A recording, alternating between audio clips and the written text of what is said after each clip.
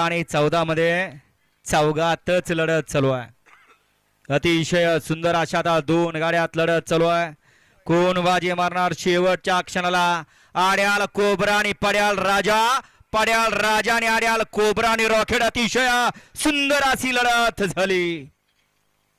खरोखर बैल पळून चालत नाही. ड्रायव्हर चलाक पाहिजेत. ड्रायव्हरचा चलाकपणा बागितला. छकड्याला गाडी पळत होती परंतु शेवटच्या क्षणाला ड्रायव्हरनं बैल उचलून टाकली आणि निकाल घेतला का बघायची गरज नाही ना. हा गाडी क्रमांक 14चा निकाल.